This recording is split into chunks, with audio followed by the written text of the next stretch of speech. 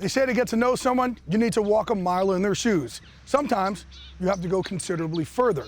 Altama is footwear that understands this premise because our shoes have gone the extra mile, worn by the best and the bravest. From Navy SEALs and Army Rangers to Air Force combat pilots, Altama knows what it takes when you're called to duty. This series is designed to tell the everyday stories of people who are doing extraordinary things. From active military and veterans to amateur and pro athletes, all of them champions, this is a look into their stories, or as we like to say at Altama, what it's like to be in their shoes.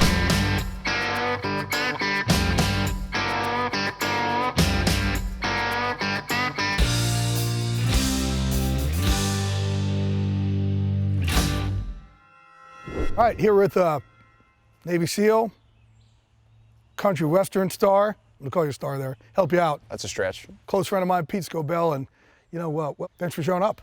When you hear the word Navy SEAL, that elicits a certain response from people. What's it like the moment you realize, okay, I didn't ring the bell, I am a SEAL? It was a very humbling experience because then all of a sudden it's like the reputation is placed on your shoulders. It made you step up your game. People look at you differently. You've done something that 99.9999999% of the world are unwilling or unable to do. That's that like sixth sense of humor we have, like when things are really miserable and you're laughing and everyone else is like, what is wrong with you? Like once you find that part of your brain or find that part of your personality that kind of enjoys knowing that other people aren't enjoying it. So yeah, it's like when everything's falling apart, you're like, all right, I'm good. Right. War, has some lasting effects. And I know you have TBI. Explain what happened. No, we got ID'd on the way to a target one night. Well, let's not gloss over that. Well, it's not just that, but also that for you and all the other military guys. That's one of the things. This does make you special. It's different. Nobody wants to go to Vegas with you. You're not lucky. You know what I mean? It's like, oh, there you go. I'll forget him. Don't bring him to the blackjack table. Tell me about that, though. You know, it wasn't catastrophic.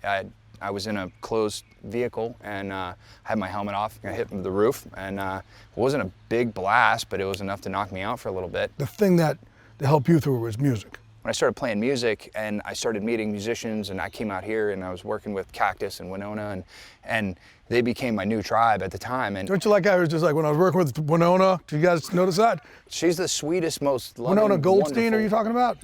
Is that what you mean? Winona Judd. Oh, see, Winona Judd. Like in battle, like I was trained to do everything I needed to do. Everything has been rehearsed and done over and over again. First time I had a real show in front of a couple thousand people. So I get up on stage and my in-ear monitors go out. I can't hear anything, and I ripped them out of my ears and I just sang. And I walked off stage and I was shaking, and I called her and she said, "What happened?" I told her, and she looked at me. She goes, "What'd you do?" And I said, "Well, I just sang." And she goes, "That's right. When things go south, you tap dance with a load in your pants and make it look like that's what you're supposed to do." And I was like, wow, that's probably the best advice. Great quote. Yeah. Great quote. Like, what an amazing, but it's true. Like, you can only rehearse for so many things. You got to adapt on the fly, like immediately, and that's what you guys do better than anybody else. When I was younger, the workouts, the patrols, like it was something that had to be done. And now that I get a little older, take a second, it would be that enjoy each mile that I get to walk, because there's a lot of my friends that don't have feet to put in shoes. So it's really just, having some patience and growing up and appreciating the struggle.